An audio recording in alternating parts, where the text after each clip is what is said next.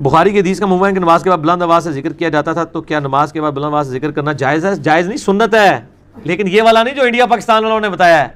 بخاری میں خالی بلند آواز کا ذکر نہیں ہے، بخاری مسلم میں حدیث موجود ہے کہ نبی صلی اللہ علیہ وآلہ وسلم، صحیح بخاری میں انٹرنیشنل نمبر کے مطابق 842 ہے اور صحیح مسلم میں 1316 ہے، ہمارے گرین کارڈ کے اوپر ٹاپ کے اوپر یہ ذکر لکھا ہے کہ ابن عباس کہتے ہیں کہ نبی علیہ السلام کا جماعت کا مکمل ہونا میں اللہ اکبر کی آواز سے، بلند ذکر کی آواز سے پہچانتا تھا۔ سلام پھیرتے ہی آپ کہیں گے اللہ اکبر، اس کے بعد آپ آہستہ آواز میں پڑھیں گے، صحیح مسلم میں آتا ہے 3 دفعہ استغفر اللہ استغفر اللہ استغفر اللہ اللہم انت السلام و منک السلام تبارک یا ذا الجلال والاکرام۔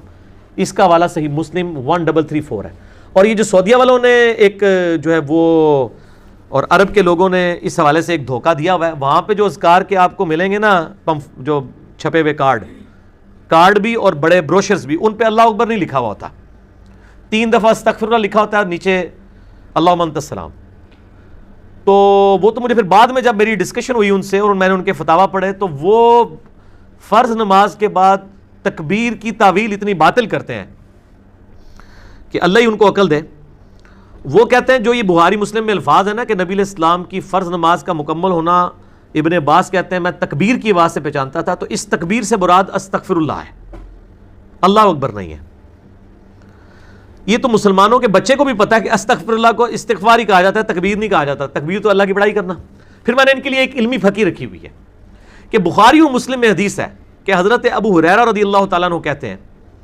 کہ نبی صلی اللہ علیہ وآلہ وسلم جب نماز شروع کرتے ہیں تو تکبیر کہتے، جب رکوع میں جاتے تو تکبیر کہتے،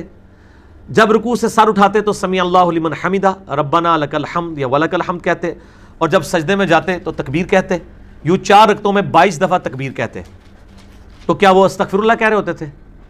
ادھر تو آپ بھی اللہ اکبر کہہ کے نماز شروع کرتے ہیں، تو نماز والی تکبیر اللہ اکبر ہے، دوسری تکبیر بھی اللہ اکبر ہی ہے فرض نماز کے بعد والی۔ تو یہ سعودیہ کے آپ کبھی بینرز دیکھیں گے آپ کو اللہ اکبر وہ بڑے چڑھتے ہیں، لیکن پاکستان میں ماشاءاللہ اہل حدیث نے نا ان کا جو ہے نا وہ مکو گول کیا ہے۔ دارالاسلام والوں نے جتنے چھاپے ہیں اس میں انہوں نے پہلے نمبر پہ اللہ اکبر کا ذکر لگایا، اور دارالاسلام کی برکت سے سعودی عرب والوں نے جو یہ دین کو ٹیمپر کرنے کی کوشش کی تھی سنت ذکر کو، یہ انہوں نے تعریف کی ہے نا کہ آپ تکبیر کو استغفر اللہ کہہ رہے ہیں،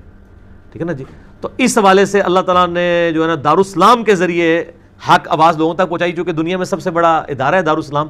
پبلیکیشن کا، تو پوری دنیا میں ان کے بینرز اب مسجدوں کے اندر بھی لگے ہوئے ہیں، باقی چیزیں بھی ہیں، تو ماشاءاللہ اس حوالے سے حق بات لوگوں تک پہنچ گئی ہے۔ ٹھیک ہوگا جی، دیکھیں میں نے